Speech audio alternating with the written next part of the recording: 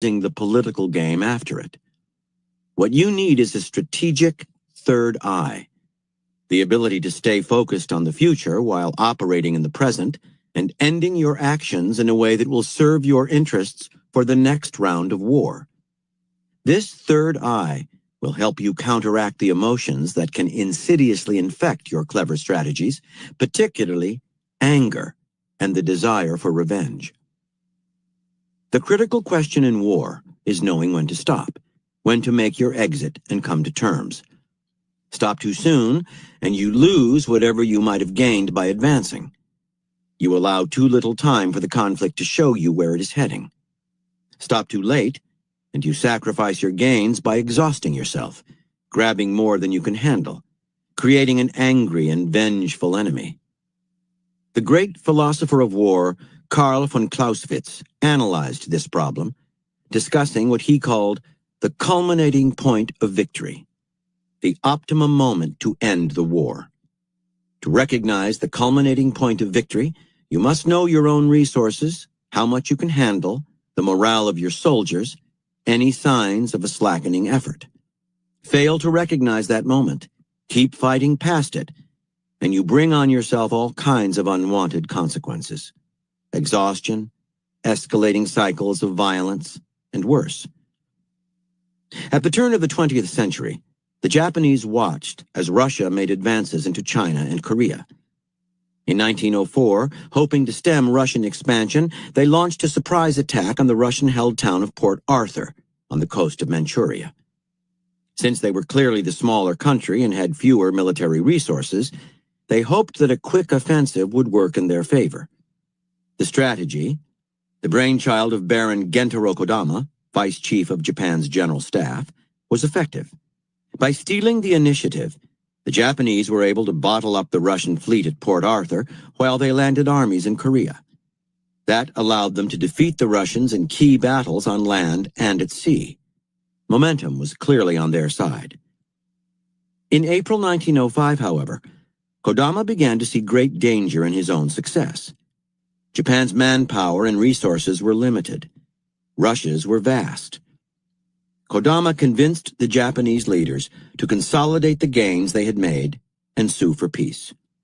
The Treaty of Portsmouth, signed later that year, granted Russia more than generous terms, but Japan solidified its position.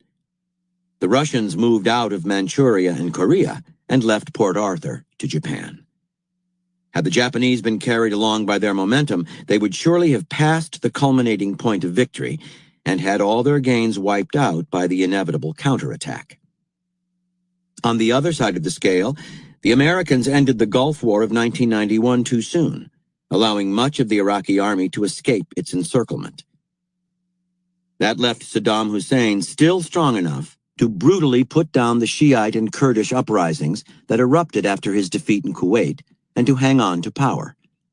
The Allied forces were held back from completing the victory by their desire not to appear to be beating up on an Arab nation and by the fear of a power vacuum in Iraq. Their failure to finish led to far greater violence in the long run. Imagine that everything you do has a moment of perfection and fruition. Your goal is to end your project there, at such a peak. Succumb to tiredness, boredom, or impatience for the end, and you fall short of that peak. Greed and delusions of grandeur will make you go too far. To conclude at this moment of perfection, you must have the clearest possible sense of your goals, of what you really want. You must also command an in-depth knowledge of your resources. How far can you practicably go? This kind of awareness will give you an intuitive feel for the culminating point. Endings in purely social relationships demand a sense of the culminating point as much as those in war. A conversation or story that goes on too long always ends badly. Overstaying your welcome, boring people with your presence, is the deepest failing.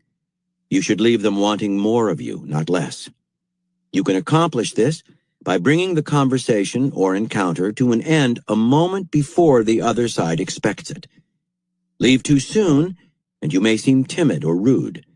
But do your departure right at the peak of enjoyment and liveliness, the culminating point, and you create a devastatingly positive afterglow. People will still be thinking of you long after you are gone. In general, it is always best to end with energy and flair on a high note. Victory and defeat are what you make of them. It is how you deal with them that matters. Since defeat is inevitable in life, you must master the art of losing well and strategically.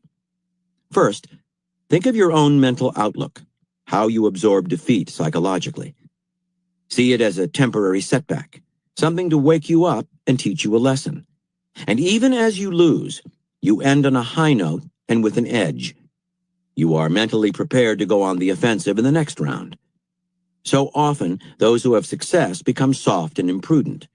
You must welcome defeat as a way to make yourself stronger. Second, you must see any defeat as a way to demonstrate something positive about yourself and your character to other people. This means standing tall, not showing signs of bitterness or becoming defensive. Early in his term as president, John F. Kennedy embroiled the country in the Bay of Pigs fiasco, a failed invasion of Cuba. While he accepted full responsibility for the debacle, he did not overdo his apologies. Instead, he went to work on correcting the mistake, making sure it would not happen again. He kept his composure, showing remorse, but also strength. In doing so, he won public and political support that helped him immensely in his future fights. Third, if you see that defeat is inevitable, it is often best to go down swinging. That way you end on a high note even as you lose. This helps to rally the troops, giving them hope for the future. At the Battle of the Alamo in 1836, every last American fighting the Mexican army died.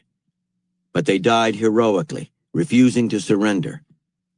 The battle became a rallying cry, "Remember the Alamo," and an inspired American force under Sam Houston finally defeated the Mexicans for good.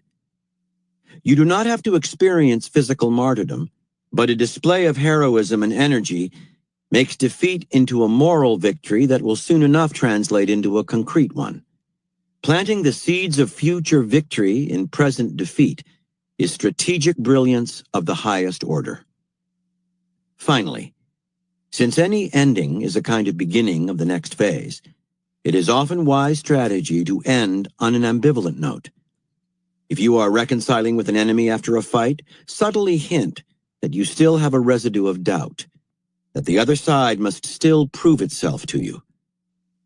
When a campaign or project comes to an end, leave people feeling that they cannot foresee what you will do next. Keep them in suspense, toying with their attention. By ending on a note of mystery and ambiguity, a mixed signal, an insinuating comment, a touch of doubt, you gain the upper hand for the next round in a most subtle and insidious fashion. Reversal. There can be no value in ending anything badly. There is no reversal. Here are further reflections on the exit strategy. From the I Ching. If one overshoots the goal, one cannot hit it. If a bird will not come to its nest but flies higher and higher, it eventually falls into the hunter's net. He who in times of extraordinary salience of small things does not know how to call a halt, but restlessly seeks to press on, draws upon himself misfortune at the hands of gods and men, because he deviates from the order of nature. By Tacitus. They create desolation and call it peace. From All's Well That Ends Well, by William Shakespeare. All's well that ends well, still the fine's the crown.